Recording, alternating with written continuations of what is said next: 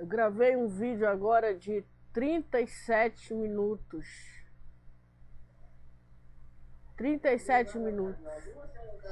E não prestou. Espero que esse vídeo preste, amém?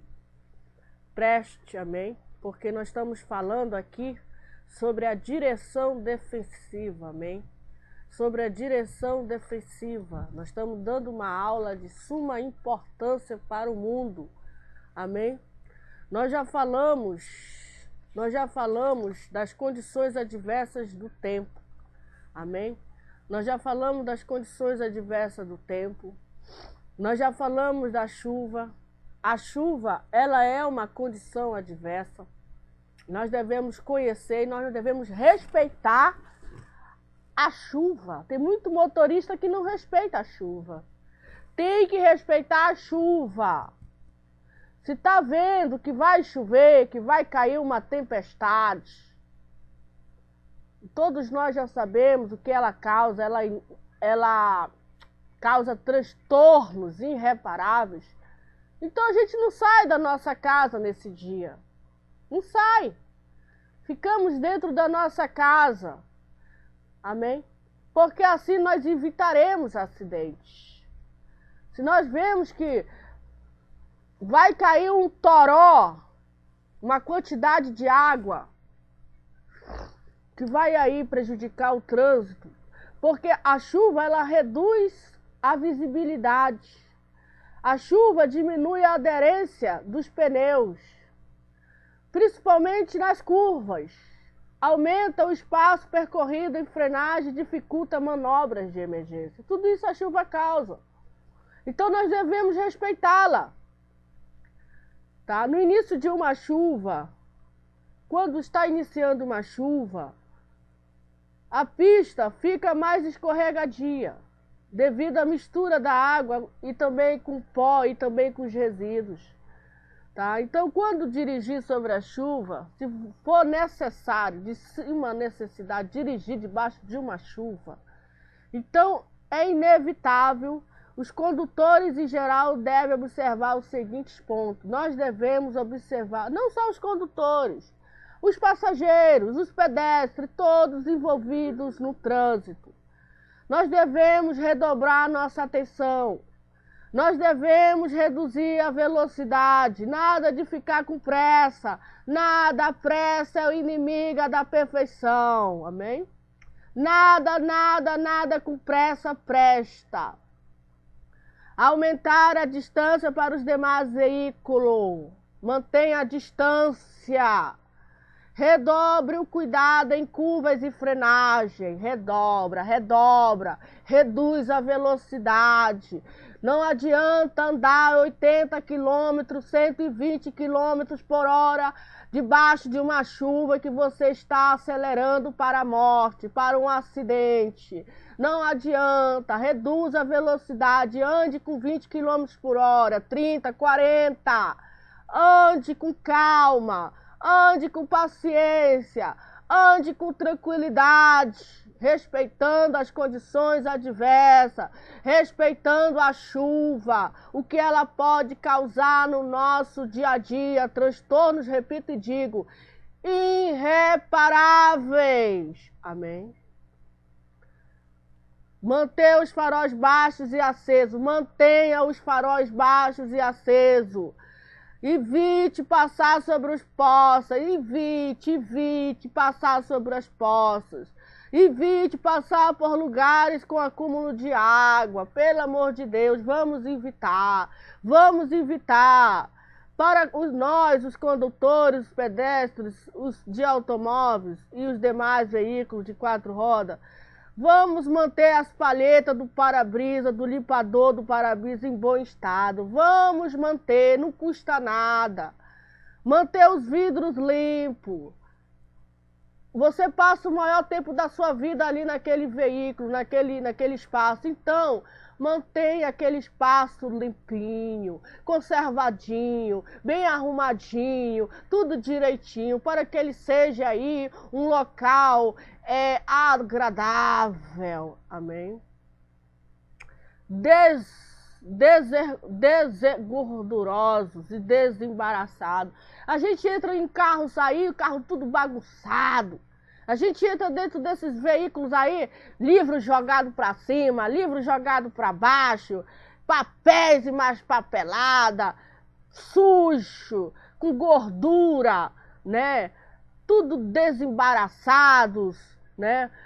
Ponta de cigarro para um lado, ponta de cigarro para o outro, vidros, enfim, uma verdadeira desordem, uma verdadeira bagunça. Isso precisa mudar. Precisa mudar definitivamente, tá bom?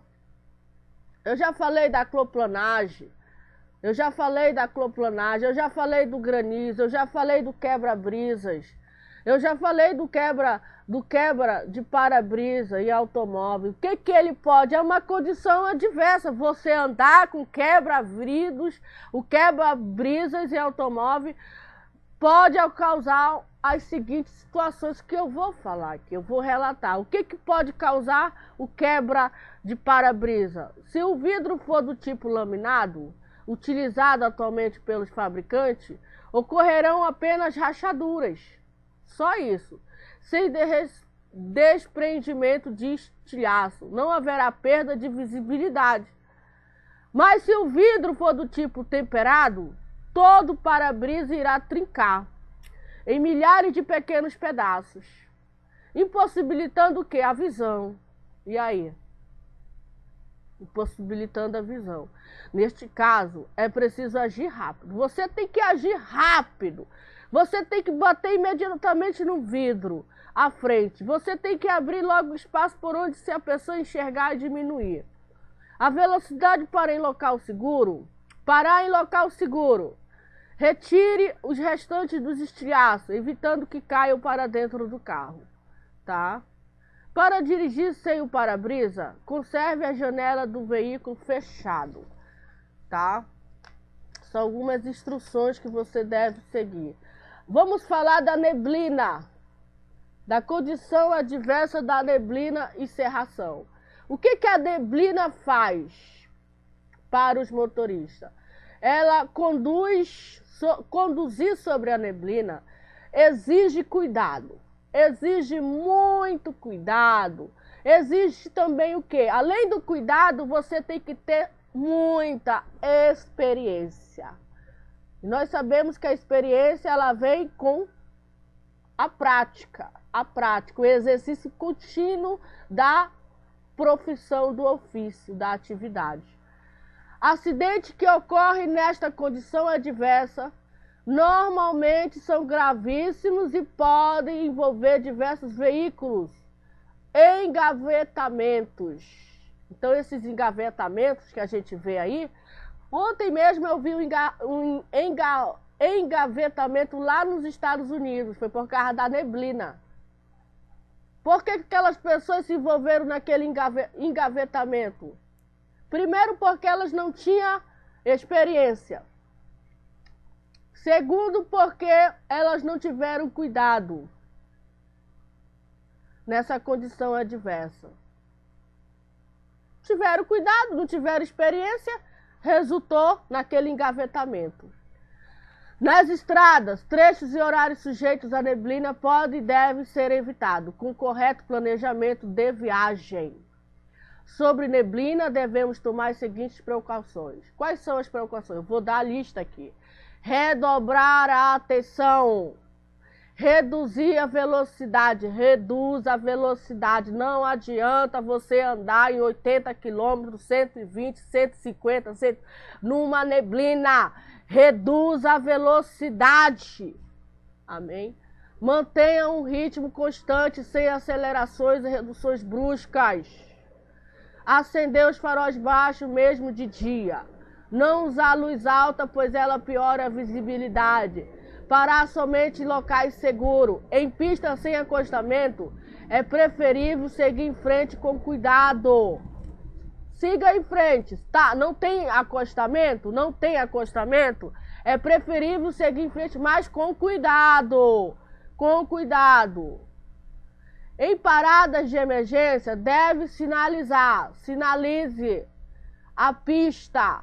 e manter o pisca-alerta ligado, tá? Só em parada de emergências, tá? Atenção, o pisca-alerta não deve ser usado como um veículo em movimento, exceto em situações de emergência. Por exemplo, você faltou gasolina e você tá sabendo, já deu lá que tá o painel lá, o indicador já falta, você pisca. Faltou,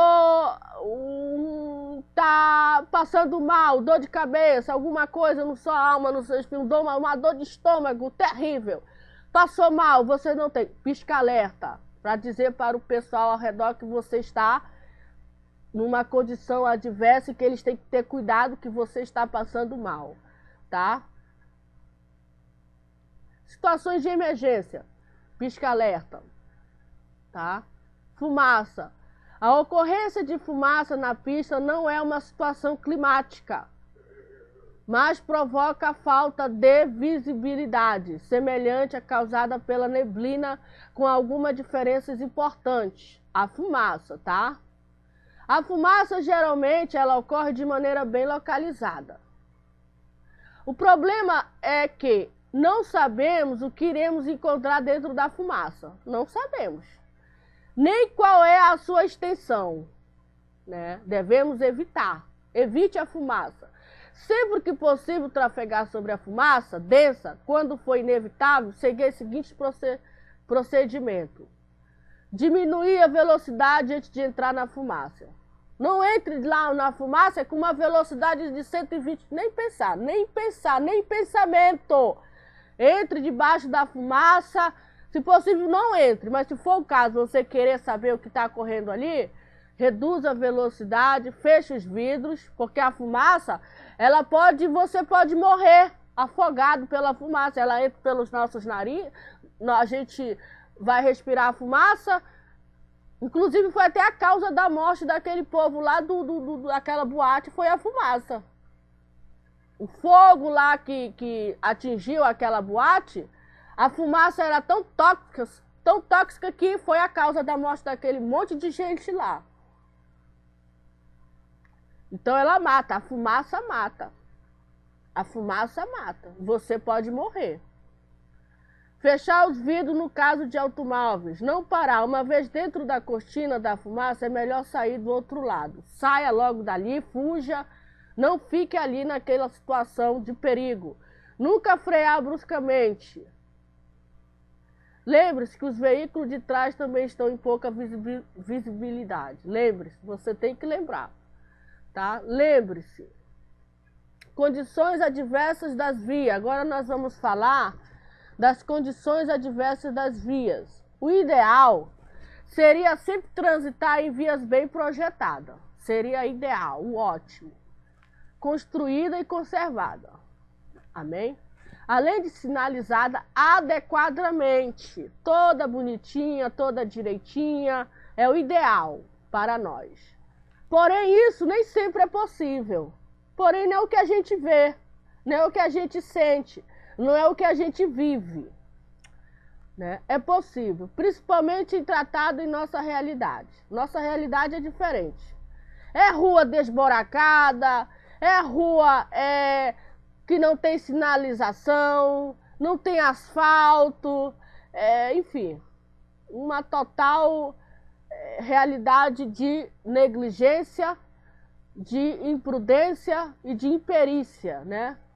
Aí, o que acontece? Nessas condições adversas, as principais condições das vias são sinalização inadequada ou deficiente, pavimentação inexistente ou defeituosa, aclive ou declive muito acentuado, pistas ou faixas de rolamento com largura inferior à ideal, curvas mal projetadas ou mal construídas, lombadas, ondulações e desníveis, inexistência de acostamento, má conservação, buraco, falhas e irregularidades, pistas escorregadia ou drenagem deficiente, permitindo acúmulo de água, vegetação muito próximo da pista, Mato, que a gente não vê nem o que tá, a gente não vê nem a pista. É um matagal terrível. Então, o que que nós devemos fazer nas vias? Nós devemos planejar o nosso itinerário. Nós devemos planejar. É importante planejar o itinerário. É importante, importantíssimo. Com a antecedência. Tudo que nós fazemos, nós devemos planejar. Tá? Levando em consideração as condições das vias. Levando em consideração... Conhecer bem aquela via, conhecer bem as placas de sinalização, conhecer bem ali aquele trajeto, antes de ir ver, fiscalizar, investigar, enfim, conhecer. Existem diversas maneiras de obter essa informação. Jornais, através dos rádios, através da televisão, através dos próprios agentes de trânsito, outros motoristas, os sites especializados na internet. Tudo isso são meios pelo qual nós devemos conhecer o itinerário. Tá? Sempre eles estão falando, eles estão nos informando aí como é que estão as condições das vias, enfim. É importante. Vias mal conservadas. O que é uma má conservação das vias? Pode definir o veículo, pode danificar o veículo. Uma via mal conservada pode danificar o veículo e principalmente a suspensão. A principal causa de dano é a suspensão e os pneus. Uma má conservação das vias. Por esse motivo, por essa razão, que elas devem proporcionar a nós, os usuários, boa perfeição, para que nós não venhamos aí ter danos na nossa suspensão, nos nossos pneus, tá? Conduzir em velocidade compatível com a condição da via. Cuidar para não bater o veículo por baixo, pois poderá ser danificado o reservatório de óleo do motor. Cuidar para não bater em outros veículos ou frear ou tentar desviar de buracos na pista. O veículo de carga não deve trafegar com excesso de peso, já que esta é a maior causa de deterioração do pavimento. Cuidar com pedras e buracos que podem danificar pneus e aros. Desequilíbrio a motocicleta. Se for inevitável passar por cima de um obstáculo com motocicleta, deve-se reduzir a velocidade, aproximar-se do obstáculo em ângulo de 90 graus, manter a motocicleta em linha reta e apoiar-se nas pedaleiras, tá bom? Erguendo-se um pouco do assento, amortecendo o choque com as pernas e braços semi-flexionados. Depois é conveniente conferir o estado dos aros e dos pneus, tá bom? Em caso de derrapagem, o motociclista deve segurar firme o guidão, não acelerar nem frear, não utilizar a embreagem, não inclinar a moto e virar levemente o guidão no sentido da derrapagem para que a aderência se restabeleça. A posição mais segura para motocicleta passar por trilhos e sonorizadores transversalmente a eles em ângulos de 90 graus, passar em diagonal ou em ângulos menores, poderá deslocar a roda dianteira da trajetória, provocando zigue-zague e queda. Se a aproximação e o posicionamento estiverem corretos, a moto irá vibrar e balançar sem apresentar perigo, tá bom? Motocicleta comporta-se muito melhor em superfície que proporcionam boa aderência. Algumas das condições que podem deixar uma pista perigosa com pouca aderência são, vou dizer, pavimento molhado, particularmente logo após começar a chover, manchas de óleo na estrada, estrada de terra ou acúmulo de pedregulho e areia nas estradas pavimentadas, lama e gelo, faixas pintadas na pista, placas de aço, especialmente quando molhadas. para o piloto com segurança, para pilotar com segurança nessas condições, reduzir a velocidade diante dos pontos de baixa aderência, principalmente em curvas. Ao frear, utilizar ambos os freios acionados e o dianteiro com maior intensidade. Tomar muito cuidado com o freio traseiro, que em pistas escorregadias provoca derrapagens. Trafegar sobre o rastro dos pneus dos outros veículos, tá? Onde há menos água. E evitar areia. Evite areia, evite folha, evite sujeira. Solta nas laterais da pista. Tá? As vias mal sinalizadas. Reclamar das más condições das vias é um direito do condutor. É um direito do condutor. A inexistência ou deficiência da sinalização é um importante fator de risco. Neste caso, o condutor deverá redobrar a atenção para não ser tomado de surpresa e não se envolver em acidentes. Declives acentuados. Vamos falar do declive.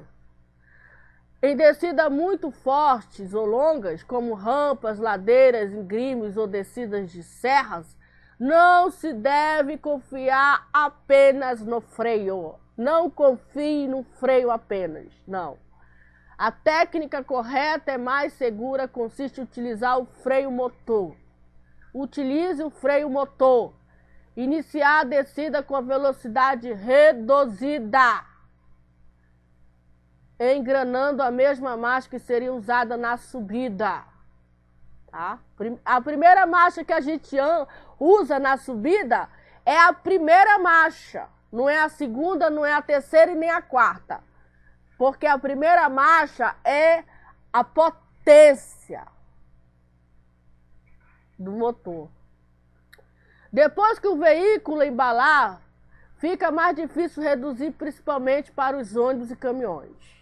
Neste caso, os freios irão superaquecer e perder a eficiência, podendo incendiar os patins de freios e pneus. Esses acidentes são muito comuns.